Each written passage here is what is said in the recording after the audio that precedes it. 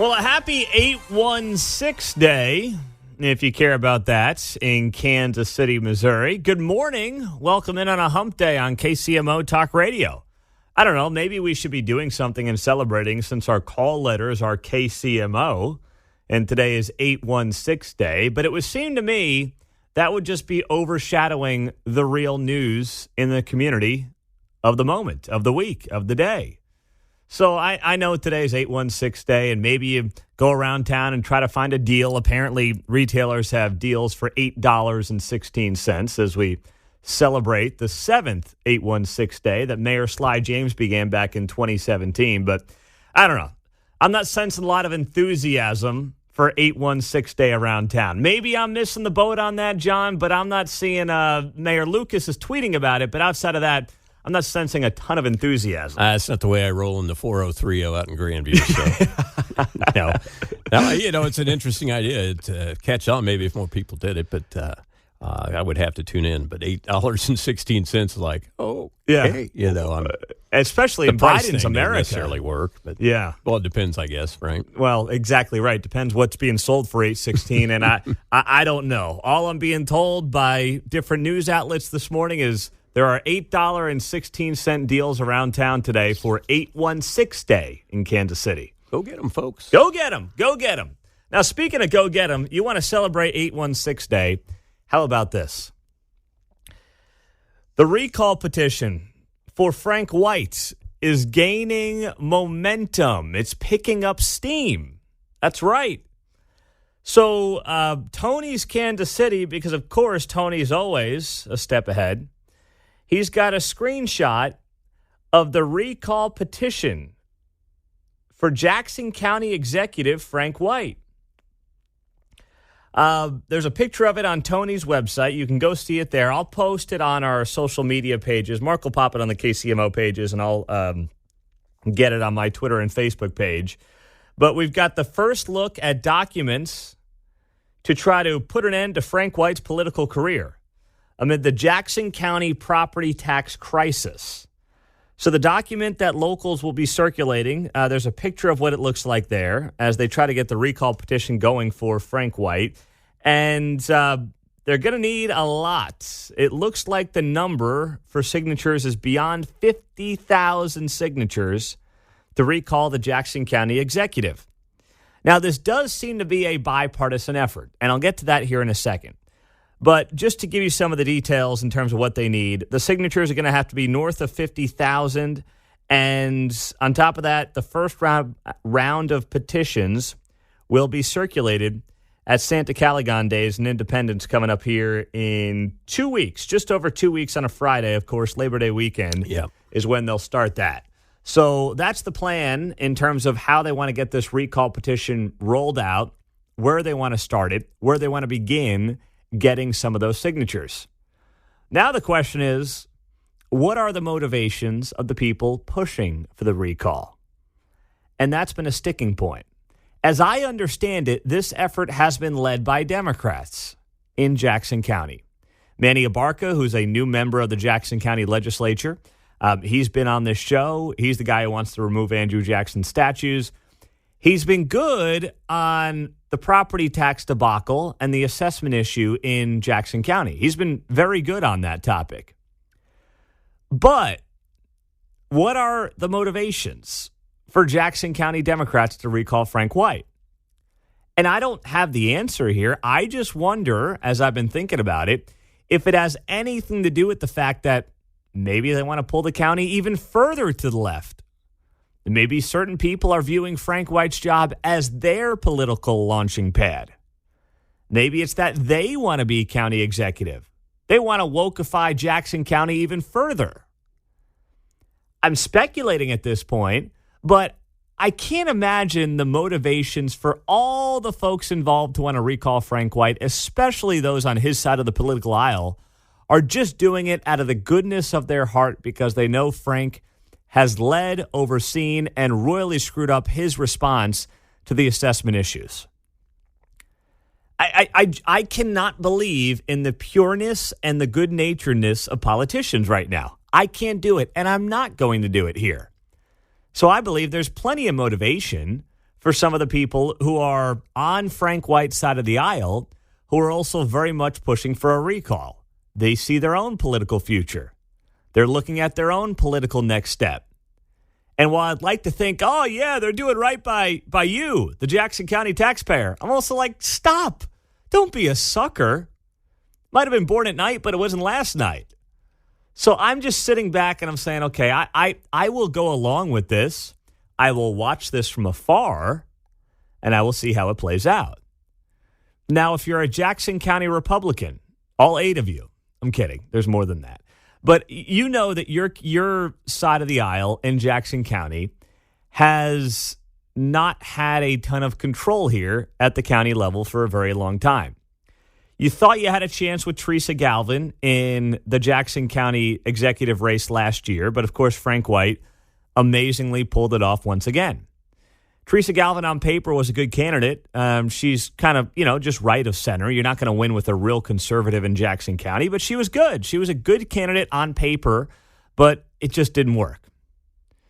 So if you're a Jackson County Republican, you've got to be looking at this issue with the assessments and saying, gosh, regardless of how people in this county feel about the culture war topics of the day and gun control and whatever, can we rally independents, Republicans, and left-of-center Democrats in this county around a candidate, if we can get rid of Frank White, who is just a moderate, who will not try to drag the county further to the left and can try to stabilize things in Jackson County, especially on things like the debacle that is the assessments and the property taxes. And really just, take that whole department, start from scratch, take the assessor's office and blow it out, figuratively speaking, and just start over. Can you rally people around the idea? Who cares about Second Amendment issues? Who cares about culture war issues? Throw all that stuff out. Can you rally common sense Jackson County homeowners around a potential right-of-center candidate in Jackson County, Missouri, if you're able to recall Frank White? That's the question that Jackson County Republicans should be asking themselves. And if they're smart, they'll let the Jackson County Democrats take the lead on recalling Frank White.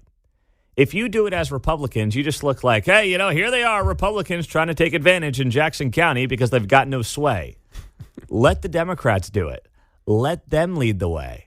And then if they lead the way and they succeed at recalling Frank White, you come in and you remind them, hey, the reason we got here to begin with, the reason things are going downhill is because of those guys, John. That's where you want to point the finger. An excellent plan to let those lead the way on the other side, because that way you can't bring Trump into the conversation. Right. At least my guy's not getting indicted. He may stink at property tax assessments. You're just doing this. This is just what, Yes. It's. Well, it's just like the Lucas recall. Mm-hmm. Remember the Quentin Lucas recall attempts? I said that those were jokes because they came off as way too politically motivated from the other side of the aisle.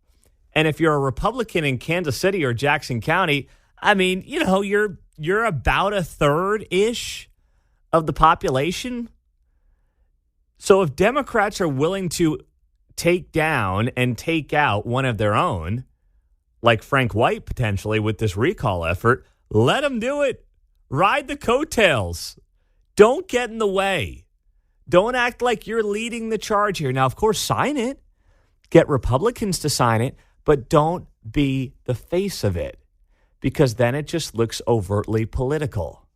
Instead of actually, doing this recall for the right reasons, and there are plenty of reasons to go ahead with the recall. 913-408-7710 as we kick it off on a busy Wednesday morning on KCMO Talk Radio, 710 AM, and, of course, 103.7 FM as we roll through the 6 o'clock hour. We've got a lot to get to here this morning. And coming up, the big meeting today in town. Somebody very important in the sports world who is going to be here in Kansas City. What to make of it, what it might mean, what might come out of it. We'll get to that next on KCMO. You got a special message for Major League Baseball Commissioner Rob Manfred? He's in town today. He's probably waking up this morning as he rolls through Kansas City on 816 Day. And he's wondering what the heck's going on in town. Why is everything $8.16? Jeez. By the way, are Royals tickets $8.16? Would anybody buy Royals tickets for $8.16? Mark, didn't you pay $8 for your tickets last night when you went to the game? Yeah, if they take the fees off. If they take... Otherwise, $17. So you paid more in fees than you did for your ticket? Yeah. Oh, my goodness. Wow. Oh, my goodness gracious. All right. Well, I'll get to that here in a second. But either way, Rob Manfred's in town today, the commissioner for Major League Baseball. We told you about this yesterday, that he is going to be joined by Negro Leagues Baseball Museum President Bob Kendrick and Royals Chairman and CEO John Sherman. And what you're going to get from Rob Manfred today is a press conference that will give an update on the state of the game, and we'll speak about how new ballparks and the districts surrounding them have made an impact on their local communities. Rob Manfred is here to tell you, the taxpayer in Jackson County or Clay County, we don't know yet which one, but Rob Manfred, regardless, is here to tell you that you should pass a tax or continue a tax in Jackson that will continue to give hundreds of millions of dollars to the Kansas City Royals for a new ballpark and a new ballpark village. That's what he's here to do. He's here for the Dog and Pony Show.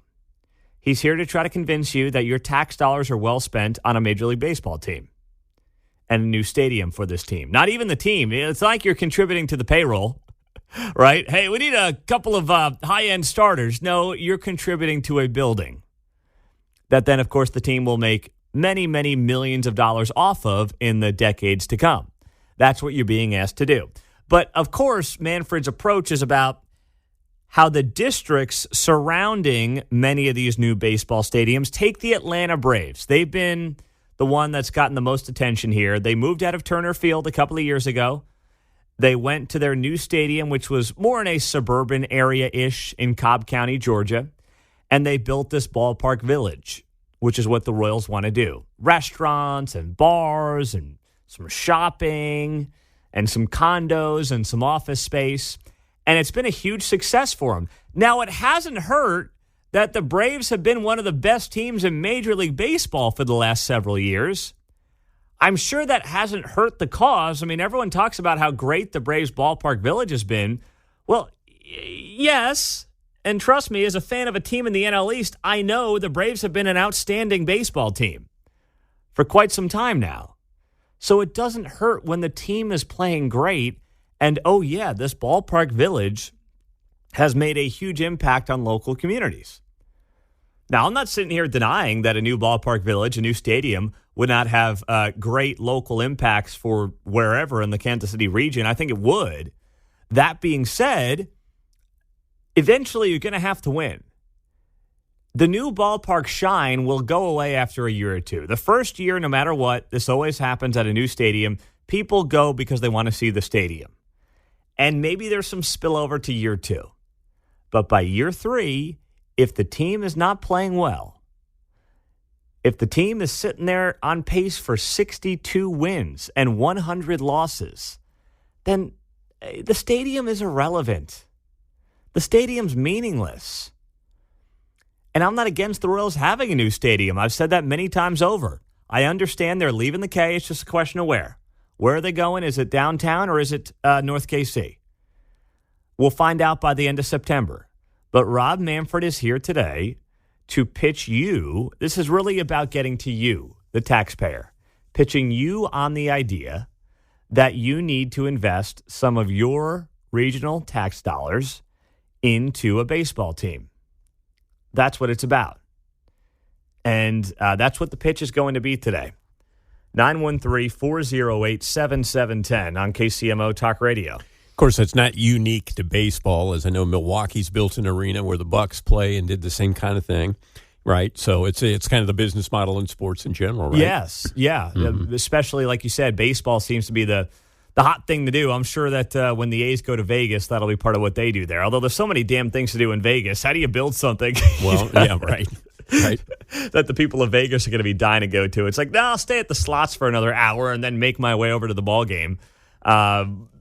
Seems like KU's doing that with their new stadium. You know, efforts. KU did announce yesterday they put out their renderings for their new football stadium. Yeah.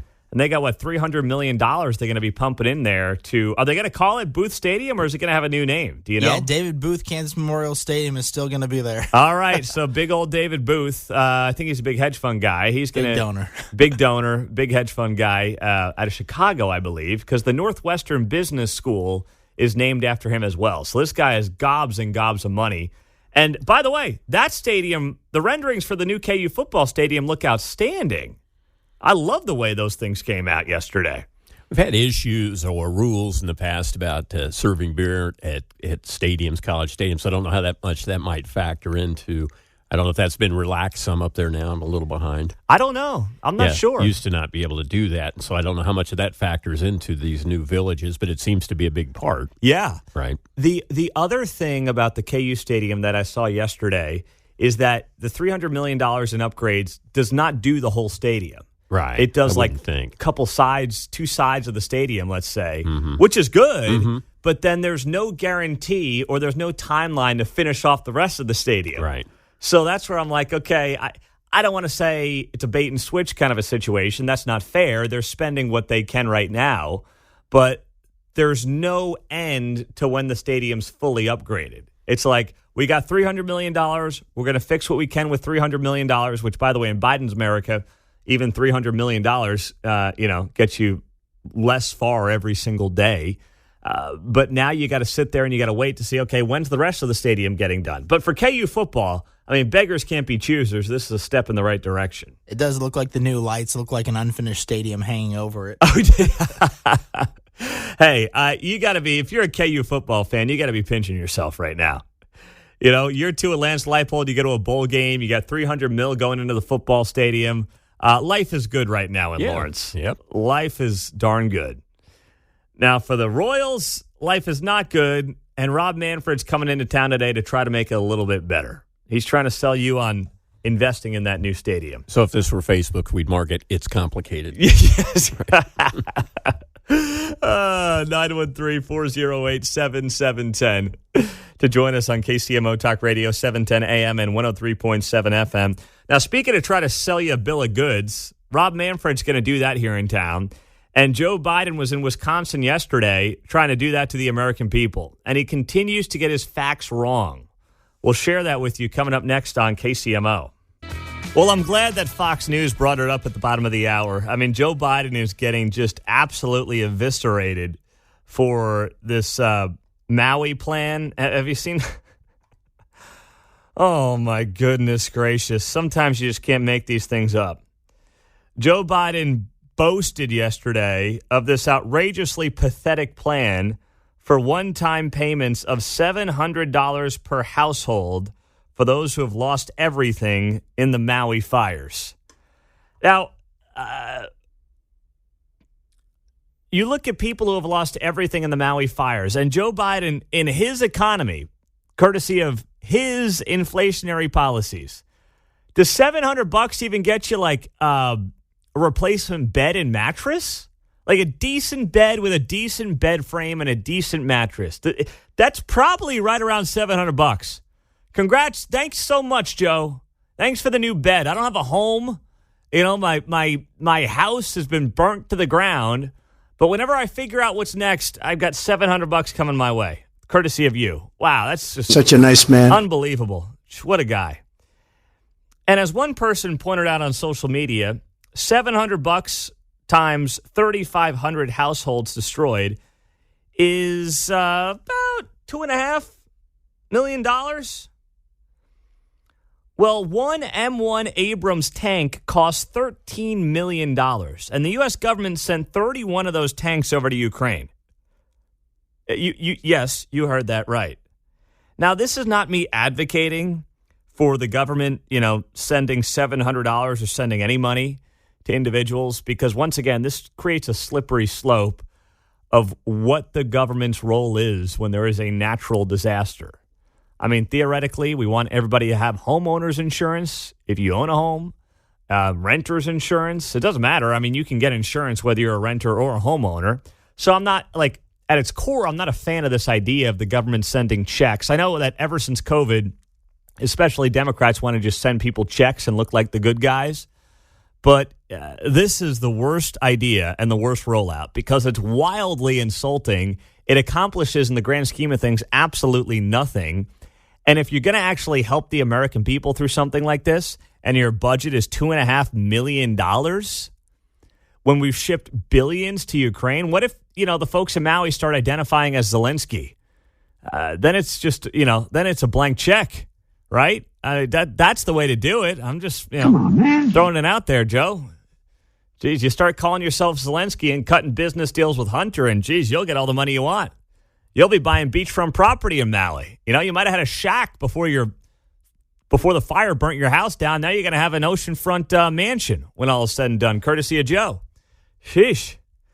All right. Now, yesterday, gosh, this guy, I'll tell you, he's making the rounds, and he's doing another little media session here yesterday. He's doing a press conference talking about how great Bidenomics has been for the American people. No one believes it, but, they're continuing to try to sell you that the economic policies of the people in charge, they're going great. Everything is absolutely outstanding.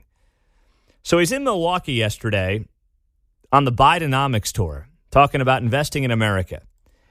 And as he continues to try to convince you that the economy is in good shape, he says this. In case you haven't noticed, inflation is down too and it's going lower.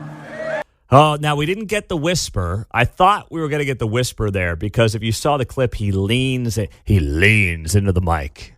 I mean, he really he starts making out with the microphone. Puts his mouth right up there, cozy to the mic, just like he does, young children when he's leaning in to whisper in their ears. He kind of did one of those. But we didn't get the full whisper. Instead, we just got this. In case you haven't noticed, inflation is down too and it's going lower. So this guy wants credit for inflation getting down to, by the way, it's not at 2%. We were at 3% last month, which is still 50% higher than the Fed's target. Inflation was at 9% a year ago. It's now down to 3%. Prices have not gone down. Here's what matters. Inflation in America, January of 2021 to July of 2023. That's what matters, right? Over that period of time. Eggs are up 23%. Milk is up 14%. Chicken's up 23%. Gas is up 39%. Bacon's up 7%. Inflation coming down doesn't mean prices are coming down. That's the problem with inflation. Once you get it, once the prices are baked into the cake, they don't go anywhere. You're stuck with them. And all you can do is hope that the rate of that inflation drops dramatically and that the price increase, which is going to now be here forever, starts to stabilize to some degree. But real wages, since this guy took office, are down 3%. I mean, I talk to people all the time on the other side of the aisle. They're all nice about it, but they're like, I don't get why they don't like Joe Biden's economy. Inflation's down to 3%. Yes, but the prices are baked into the cake. The high prices we are now stuck with. They're not going anywhere. And the American consumer feels that. They're living through it every day. And the people who aren't accepting that, the people who just don't want to live through that, are people who aren't impacted oftentimes by inflation. And on the higher end of the economic spectrum, you're not impacted by inflation, and that's outstanding. That's great. But the middle class is always the ones who get hit the most when it comes to inflationary policies. They're the ones who are like, gosh, my dollar does not stretch as far, and as a result, it's impacting my family. It's impacting my life. So Joe going around bragging about inflation coming down, it's like, that's not something to brag about, Joe.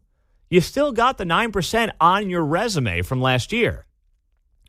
And then he goes on to also say this, which is just, factually inaccurate. And unlike the last president, in my first 2 years in office, even with all we've done, I'm the first one to cut the federal debt by $1,700 billion.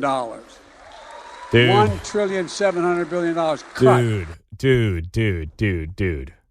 I know you don't know math. I know you don't know economics. I mean, you've been in Congress for the better part of 50 years, but you did not cut the debt. If you want to say you cut the deficit, yes, you technically cut the deficit, but you're comparing your cutting of the deficit to the last couple of years of Trump when COVID money, of course, especially the last year of Trump, when COVID money took the national deficit to astronomical levels we have never seen before. The deficit, meaning the difference between what the government takes in and what it spends in a year. Yes, the deficit was reduced because we weren't spending money on $1,200 checks to people who weren't working, or even people who were working who were getting $1,200 checks. The deficit coming down is what he meant. He says the debt because he doesn't know the difference between debt and deficit. The guy literally doesn't know, I don't think. Sorry. I mean, he said it so many times, I don't think he knows the difference between the deficit and the debt. Nobody has cut the debt. Trump was bad on the debt, too. They're all bad on the debt now, unfortunately. But the deficit is what you cut, yet you still are spending astronomical amounts of money, more than we're bringing in, and the debt keeps going up, up, up, up, up. So either one of two things. Could be both things, by the way. Number one is he doesn't know what he's talking about. Number two is he does, and he's hoping you don't know. I think it's a combination. I don't think he knows what he's talking about, and he doesn't think that you know either what he's talking about when he says these things like he did in Milwaukee yesterday. 913-408-7710. God save the Queen, man. Yeah, exactly right. Unbelievable. Target has had some bad news. Now, I would say it's good news, but Target sales have gotten punished in a big way after some brutal mistakes they made back in June during Pride Month. And they're admitting to those mistakes, by the way. We'll tell you what they're saying after their sales numbers come in. Not looking good. That's next. Pete Mundo on KCMO. Well, Target's the latest to learn a difficult lesson in the world of corporate America. It's not quite the lesson that Bud Light, Anheuser-Busch has learned. But the numbers are coming out. It's earnings season. And Target, this according to the Wall Street Journal, is saying that shopper backlash over its Pride Month collection, as well as cautious consumers, pushed sales sharply lower in the most recent quarter. Now, shares are up. The market's going to open up in about an hour and a half. Shares are up for Target in pre-market trading, about 8%, because the quarterly earnings were better than Wall Street feared. So, they thought they were going to totally fall off a cliff. They only kind of fell off a cliff. So here are the numbers for Target in the last quarter. Target's comparable sales fell 5.4% in the 3 months ending July 29th. So not good. Target shares, by the way, have fallen 16% so far this year. So Target's not been in a good place for the last couple of months. It hasn't been Bud Light bad, but obviously they got a lot of backlash. If you recall, in the month of June, and really this started in May. They rolled this out in May. It started to get attention in late May. What happened at Target is it's not that they had a Pride Month collection, right? Everyone's making it out to be like it's a bunch of homophobic conservatives who didn't want to see Pride Month stuff. It's like you can't go to any store in this country, it seems like, in June now and not see Pride Month stuff. So it's not about Pride Month.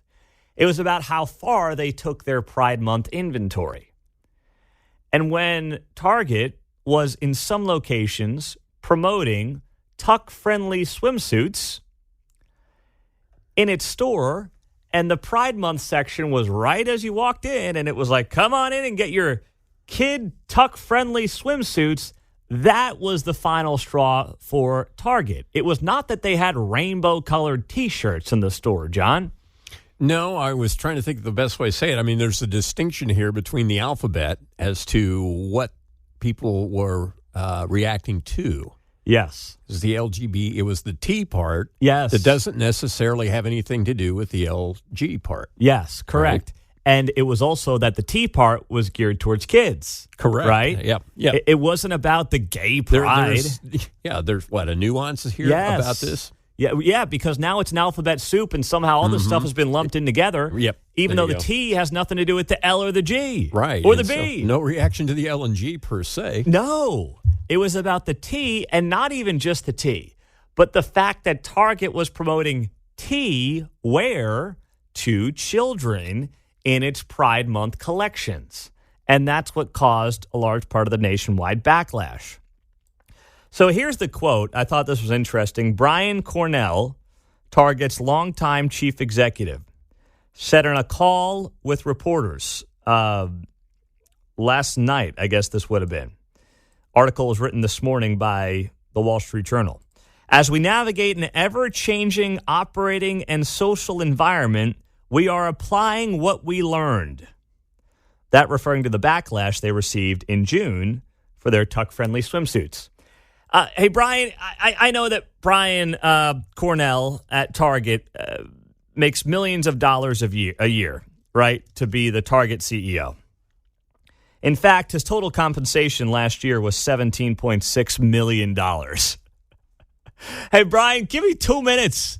Give me 2 minutes in your boardroom, and I'll explain to you from a traditional American perspective how and why you guys royally screwed up, why it was such a mistake, and how you can fix this going forward. I am happy to help you out, and it won't cost you $17.6 million. I'll do it for a tenth of that because I'm such a good guy. Such a nice man. Just throwing it out there, I'll do that for you.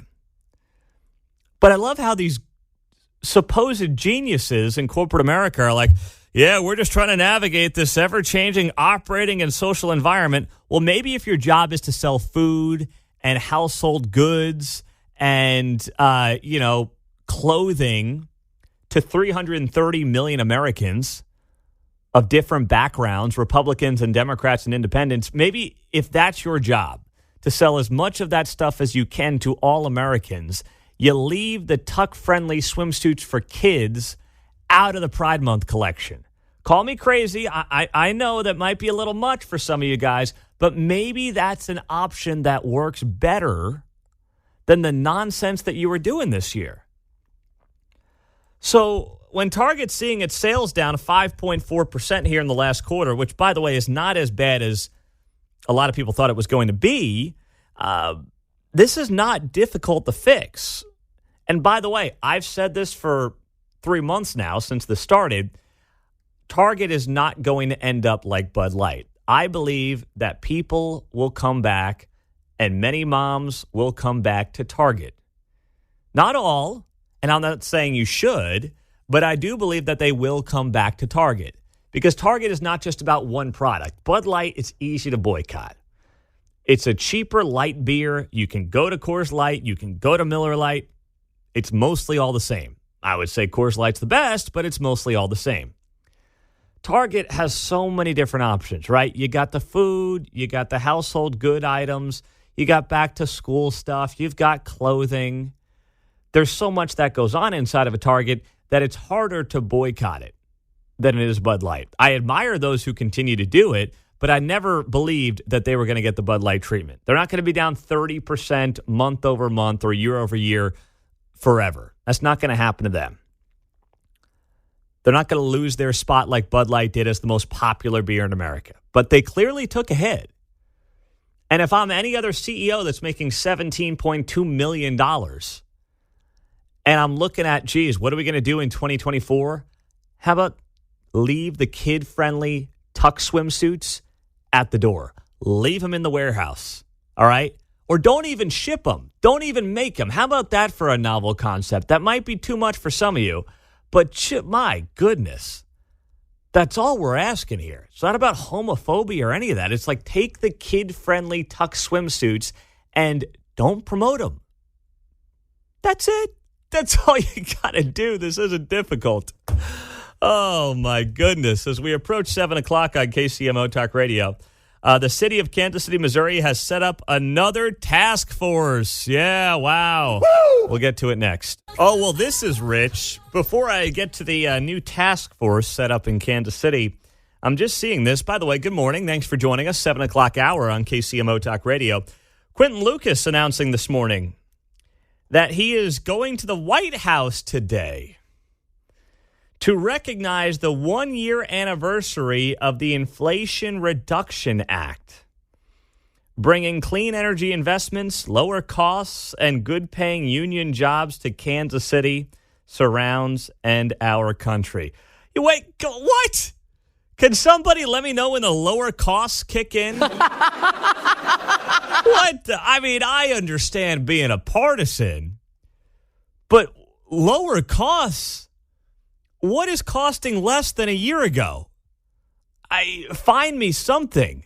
The Inflation Reduction Act lowered costs? I mean, inflation is down, but costs are not down. That's not how inflation works. It just means costs are up less. Costs are increasing at a lower rate than they were 1 year ago. But costs are not down. What? Come on. I mean, that sounds like a guy that's going to be, maybe begging for a job today there in D.C. Yeah, I didn't know. Maybe they circulated that through Democratic hopefuls, and somebody said, I'll say that. Yeah. Come on down. How bad do you want the job? Tomorrow? Yeah, wow. Okay. Now, here's the other part that's interesting about that. Quentin Lucas saying this morning he is going to be in Washington, D.C. at the White House today to brag about the Inflation Reduction Act instead of being here in town at the Negro Leagues Museum or at the Urban Youth Academy, where Major League Baseball Commissioner Rob Manfred is going to be with many individuals from the Royals and, I imagine folks in Kansas City, Missouri and North Kansas City and Clay County to talk about the future home for the Royals.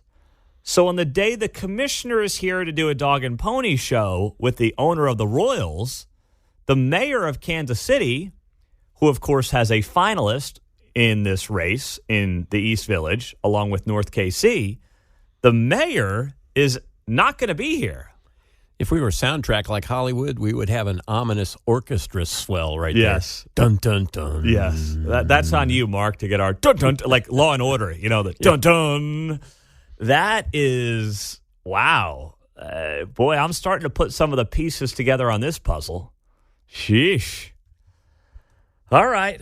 Well, this is an interesting development I didn't see coming on a Wednesday morning. Okay. Now, all that being said, we've got a task force that has been created in Kansas City, Missouri. Just what we need, another one of those. Gosh, we hadn't had a task force announced in about 9 days, so we were due for a new one, right? So here's the task force. Well, you know what? I will let KCTV5 explain the task force and what they're hoping to do in terms of fighting violent crime. It's aimed to identify businesses, establishments, properties like this express stop that have a high number of violent incidents or 311 complaints and emergency calls. Unfortunately, we know that in Kansas City, we are seeing unprecedented numbers, historical numbers of homicides in our city. But rest assured that we are working. It's going to take all of us. The task force had their first site visit with the owner of the Express Stop gas station last week, following a murder on the property in June and more than 55 calls for service in the past year, with 14 police reports filed. He is collaborative. He is interested in receiving our help, and I'm looking forward to working with him more and any other business owners that may feel like they are up against a very, very high task in keeping their establishment safe. But make no mistake, they do have that responsibility to all of their patrons and the residents of Kansas City. Leaders say this initiative is different than years past, as the dozen of people there have been working hard to solve this issue, but have been working separately. This brings them all together. We're making sure that one hand knows what the other is doing. The other thing that makes a difference is that we are investing not just substantial sums, but substantial hours to making sure we have this collaboration. In downtown Kansas City, Joe Hennessy, KCTV5 News. All right, that's KCTV5, of course, on the report on the new task force that has been developed in Kansas City, Missouri. And they're looking in, as you heard there, to businesses or properties that have had a high number of violent incidents. And they want to engage with the business owners to find improvements, focusing on identifying factors like lighting, trash and illegal dumping, graffiti, and any business violations. I understand you're grasping at straws as you trend towards a record year for homicides, and this is fine. Do we need a task force for this? Probably not.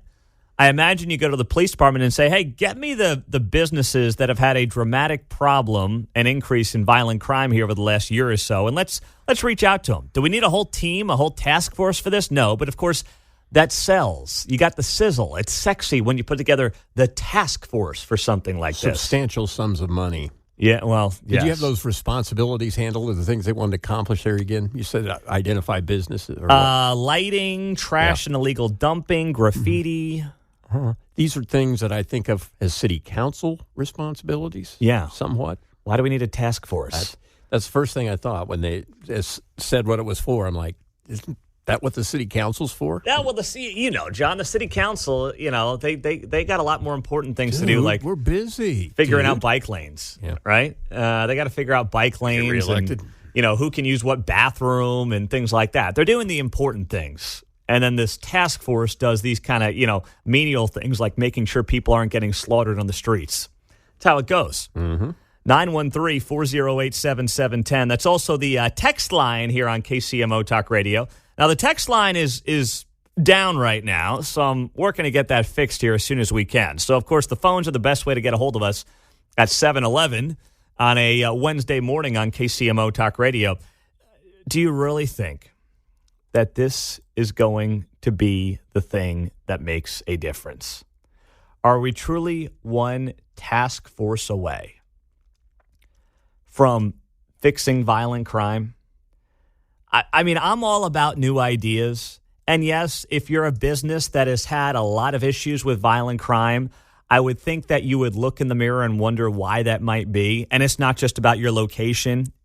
There might be a lot of reasons that people are going to your place of business and murdering other people outside of your business, whether it's a gas station or anything like that. There might be a reason for that. And I would think that that is something that any decent business owner would do some self-evaluation on, right? Wouldn't that just make sense? You're a business owner in town, and you're like, gosh, I don't know why people keep shooting each other outside of my business at 2 a.m. I don't know, but all I know is this. It's not good for your bottom line. If your business is in the news, not for anything good, but because people are literally shooting at each other outside of your business, like that might be a chance. I know they say any publicity is good publicity. I'm pretty sure that's not the case when you talk about where violent crime is happening in town. And if your business continues to be a place that violent crime is happening, you've got to assess why. You got to look in the mirror and say, geez, I wonder what that's all about. What can I do to improve things? And if you want the city's help, to me, what do? You go to your city council, right, or your council person, and you say, hey, I got this problem. I can alleviate some of this, but I need the city's help. Do we need a task force? Debatable. 913-408-7710 on a Wednesday morning on KCMO Talk Radio. Frank White, the recall effort of the Jackson County executive, is apparently going to get underway here in the next couple of weeks. That's what Tony's Kansas City is reporting. Sean Smith is a Jackson County legislator. He will be here just after 8 o'clock on KCMO Talk Radio. We'll get you the quick details on that next, along with the increase in homelessness that is happening across the United States, including, we know, here in Kansas City. And then the latest on Donald Trump, bottom of the hour. Pete Mundo on KCMO. Well, Big Bad Bill O'Reilly there, as always, sober insight. He's going to be on the show on Friday morning at 8:30. So we got a couple of days, but as I was listening to Bill and his morning thoughts, I said, okay, let me remind you that Bill is going to be on the program Friday morning at 8:30. So do not miss that. Meantime, we'll get to the latest. We haven't mentioned the name Trump yet, but I will do that in just over 10 minutes. A lot of new angles to get to in the wake of the Georgia indictment. But meantime, this comes from the Wall Street Journal here this week. More Americans are ending up homeless at a record rate. High housing costs and evictions push more people from homes, according to advocates. The U.S. has seen a record increase in homeless people this year, writes the Wall Street Journal. The data so far up 11% from 2022. A sharp jump that would represent by far the biggest recorded increase since the government started tracking comparable numbers back in 2007. The next highest increase was 2.7% back in 2019. And we're excluding an artificially high increase last year caused by the pandemic. So this year's surge, writes the Journal, reflects a host of pressures around the U.S., such as rising housing costs, lack of affordable rental units, and the nation's continuing opioid crisis, according to reports from nonprofits and government agencies counting the homeless. So you have a record number of homeless people. What does that do? In any city, in any state, in any country, if the homeless people go up, you have a problem, right? I mean, case in point, bottom line, you got a problem. And that problem can be caused by an increase in housing costs. But oftentimes, even the name and the word homeless is not accurate. We used to use the word vagrants. Then it became homeless. Now, to be sufficiently woke, what's the word that's used? Unhoused. What's the trend to go from vagrant to homeless to unhoused? The trend is that the further down the road you go, the more the person becomes the victim here in all this. The more the person bears no responsibility for their situation. If you talk about somebody who, was a vagrant, it was like, well, there's some reason that they're homeless. They're homeless because of decisions they've made in their lives. Whether fair or unfair, whether it's addiction, whether it is, just drug use on their own without addiction, whether it's not wanting to work, there's a reason that you become a vagrant.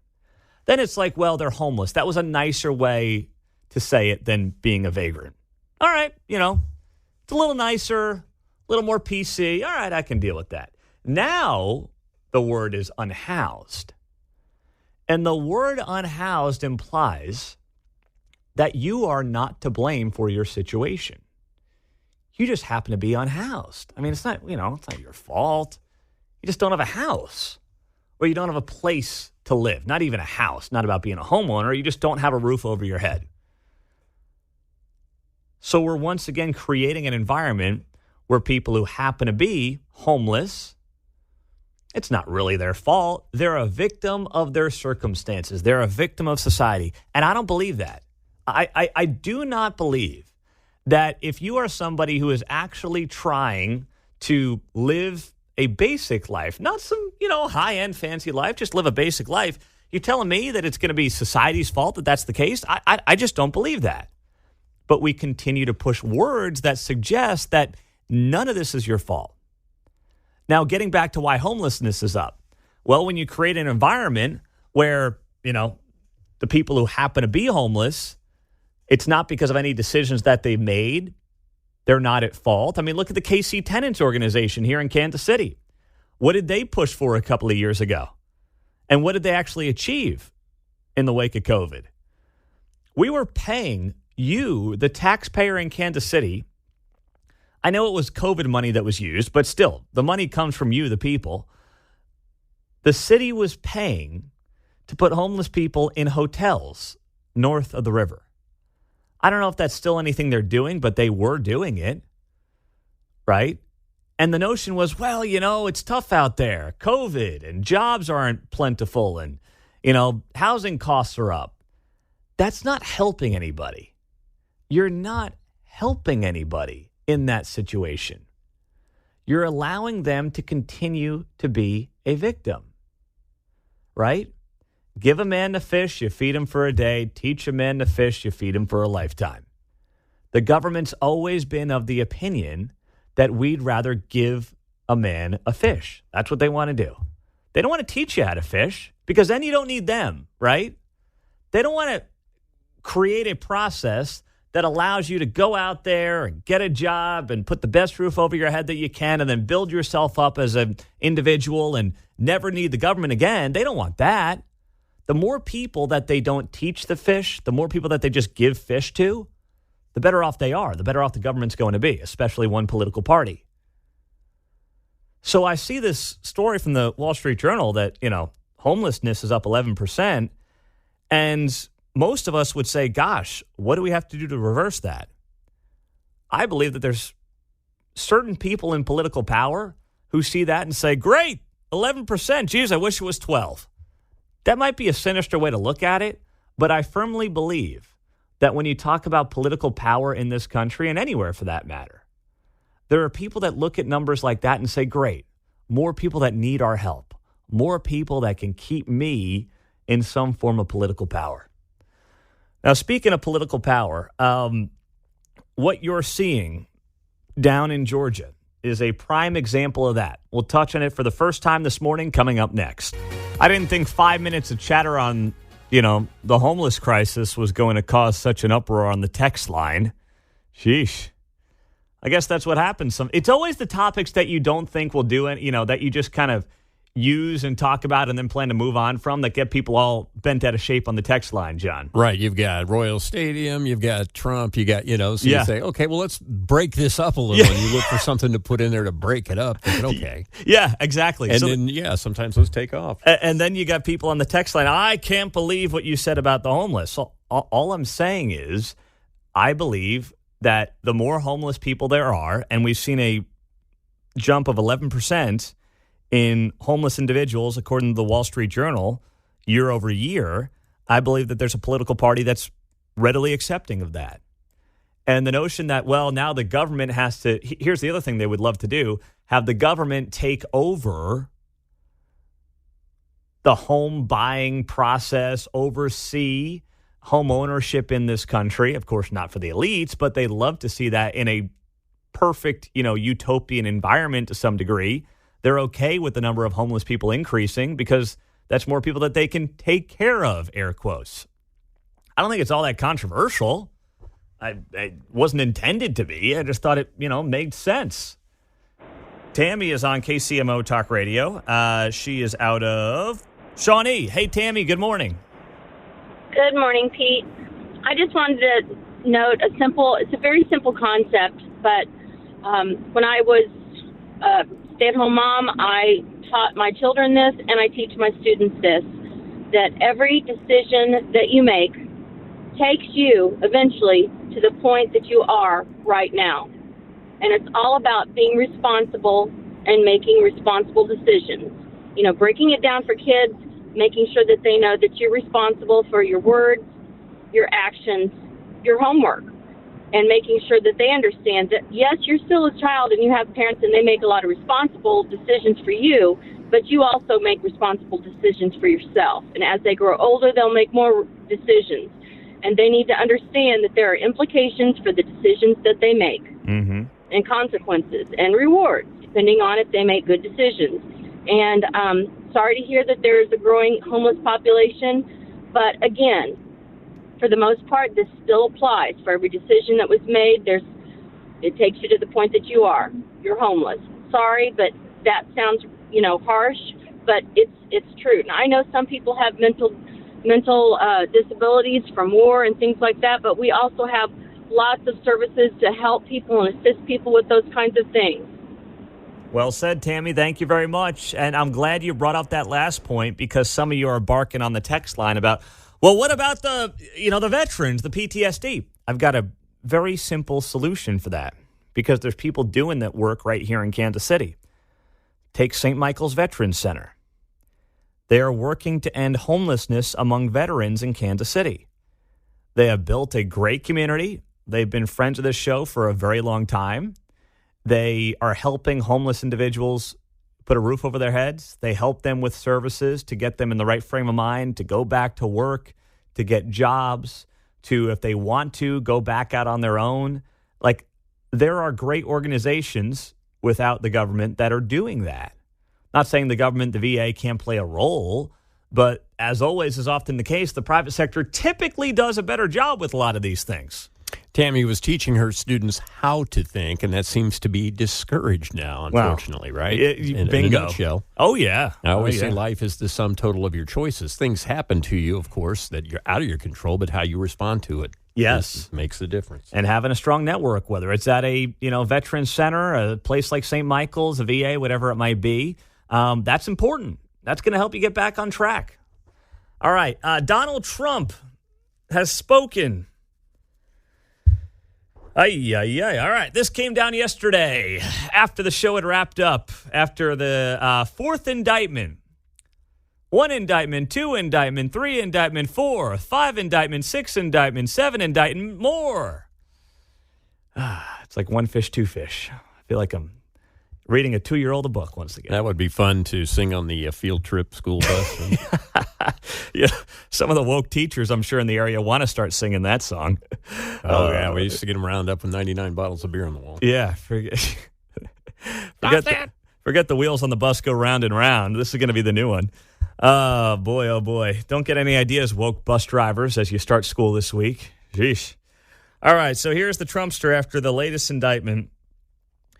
A large, complex, detailed, but irrefutable report on the presidential election fraud, which took place in Georgia, is almost complete and will be presented by me at a major news conference, 11 a.m. on Monday next week in Bedminster, New Jersey. Based on the results of this conclusive report, all charges should be dropped against me and others. There will be complete exoneration. They never went after those that rigged the election. They only went after those that fought to find the riggers. That's President Trump yesterday. Now, Brian Kemp, the Republican governor in Georgia, has responded. He said the 2020 election in Georgia was not stolen.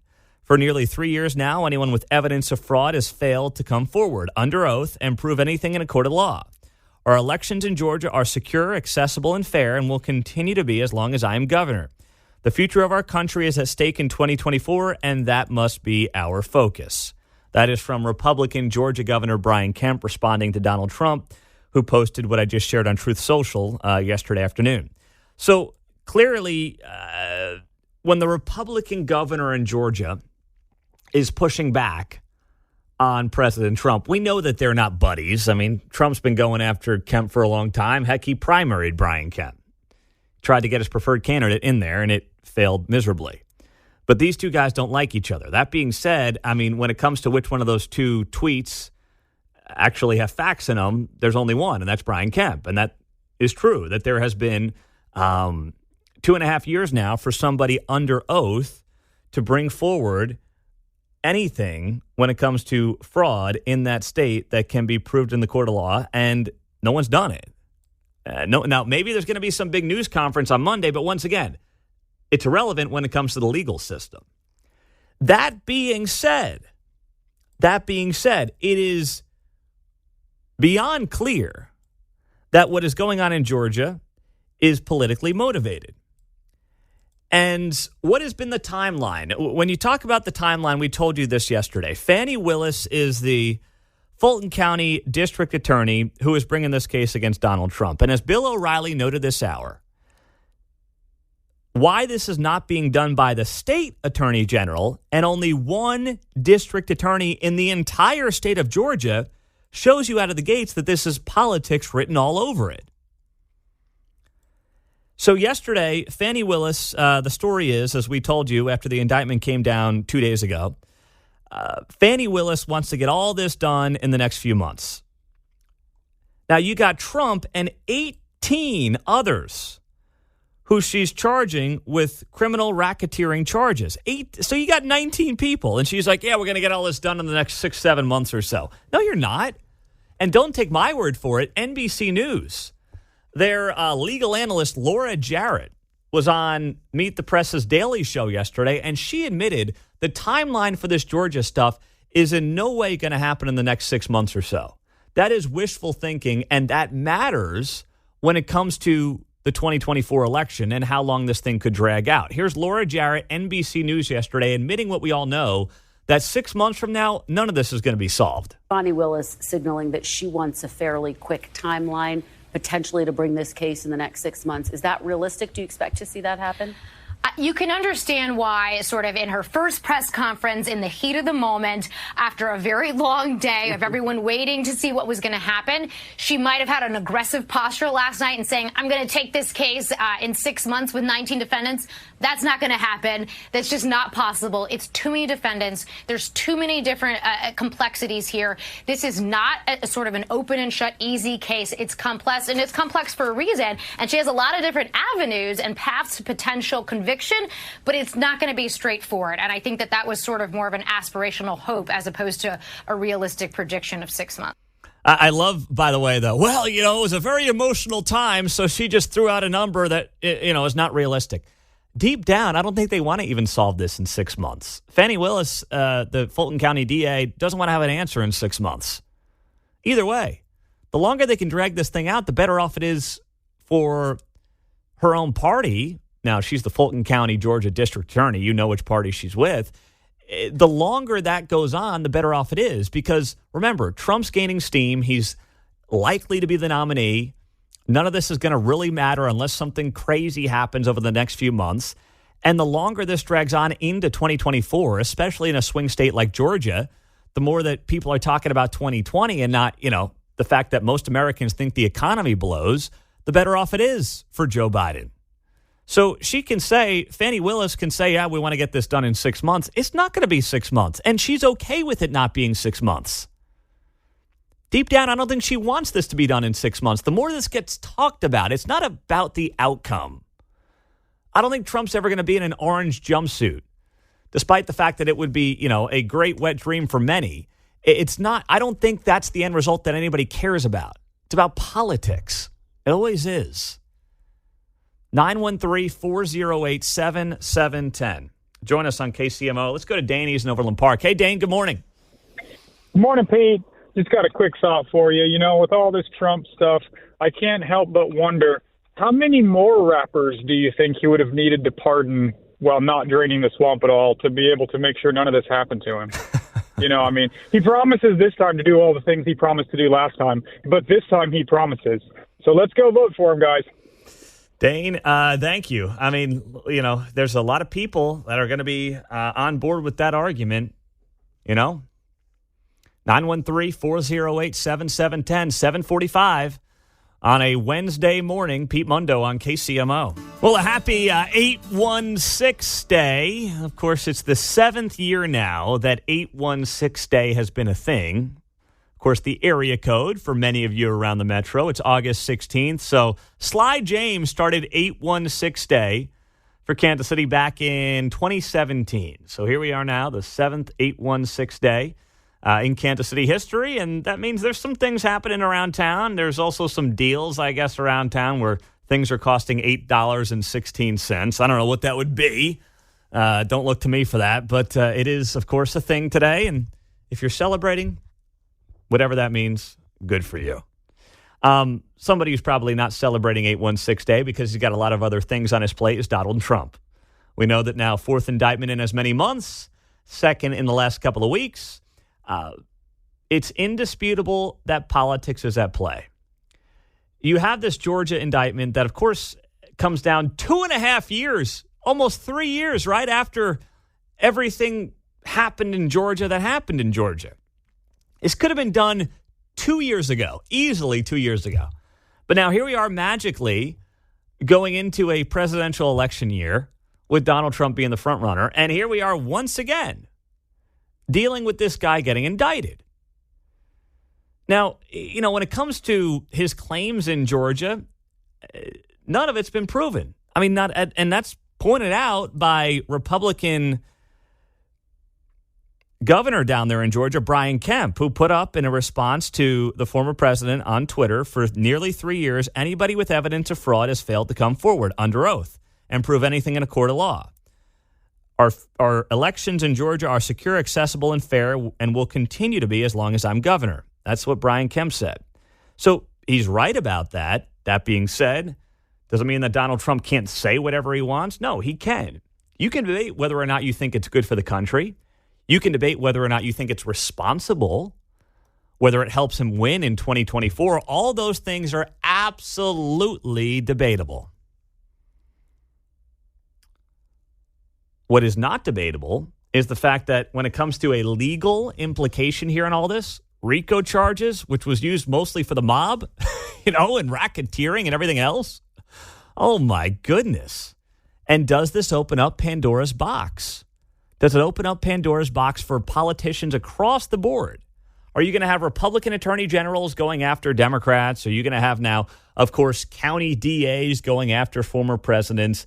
I don't know how you put this genie back in the bottle, so to speak, and I don't think you can do it. The loser here, we're the losers. The American people are the losers. The winners are the attorneys. The politicians are always going to end up getting their cult followings now because of how this country continues to move away from things like faith and family, and they're looking for that connection somewhere, and unfortunately, they're finding it in too many politicians. The losers here are the American people. The system. We're all the losers here in all this. 913-408-7710. Fred's in Overland Park. Fred, you're on KCMO. What's up? Yeah, I'm trying to reach Chris Mundo. That's my new name for you because you sound like Chris Christie earlier on The View. Your own station, all the conservative talk shows during the election and after said multiple states had attorney generals, governors changing, voting this, that, time limits. People were the people on both sides that oversee the election count stuff. The Republicans were thrown out of the events. All of that was said on your own show. And then, and talk years about Soros judges, prosecutors, and all that. So all of this stuff went in front of people like that. Pretty soon you're going to be quoting Barr going, I didn't see anything. It was just in his head. So again, all of that happened where all those judges and prosecutors said, oh, there's nothing wrong with that.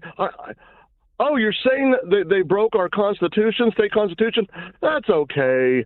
It's not a big deal. So then to now sit there and say, well, Kemp is right. They didn't prove anything. They didn't find anything. So you're sitting here every day saying that there's corruption in every law corner everywhere now. But now Donald's crazy and Kemp. I didn't. Wait. Fred, I didn't say anything about anyone being crazy. I'm simply saying, you got to kind of prove things in a court of law. And when the state is run by a Republican Secretary of State and a Republican governor, and that has failed to have been done, it's kind of like you got to give me more. And you failed in the last 60 seconds to do any of that outside of call me Chris Christie. And I'll tell you what, you can call me a lot of things. Chris Christie, I've been called much worse. I'll be called much worse by a 4-year-old when I go home, Fred, so it's maybe not the insult you thought it was. Sometimes the truth hurts. I also have a 4-year-old who has more insight than Fred in Overland Park. But, that's how it goes sometimes. 913-408-7710. How you join us on KCMO Talk Radio, 710 AM and 103.7 FM. I mean, once again, I'm not telling Fred how to think. I'm telling anyone what to believe. You can believe something. You absolutely can believe something. And then, of course, it gets down to whether or not anybody with evidence can produce it under oath and prove it in a court. That's it. I'm not relitigating all this stuff. It's completely useless right now to relitigate any of it. And you can also believe that the court and the court system has not proven any of this. Nobody's proven any of this. We'll also say it's Donald Trump's right to believe whatever he wants, and it's Fred's right to believe whatever he wants. It is. I'm not saying you can't believe whatever you want to believe.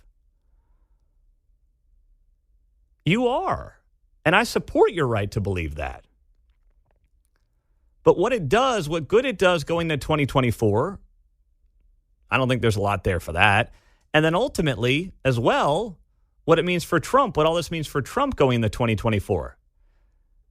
And you know what? If this guy's on the ballot against Joe Biden, I'm not even thinking twice about what I'm doing. And I know many of you feel the same way. So it's not about that. There's two parts to it. Is it good for 2024? and is a political hit job. I don't think it works for 24, and it's very clearly a political hit job. That's indisputable. Coming up next, Sean Smith, a Jackson County legislator, is going to be on the show. And he's going to talk about the Frank White recall petition that is now circulating courtesy of Tony's Kansas City. What does that look like? When will that start? How does it happen? The recall Frank White petition, the latest on that next.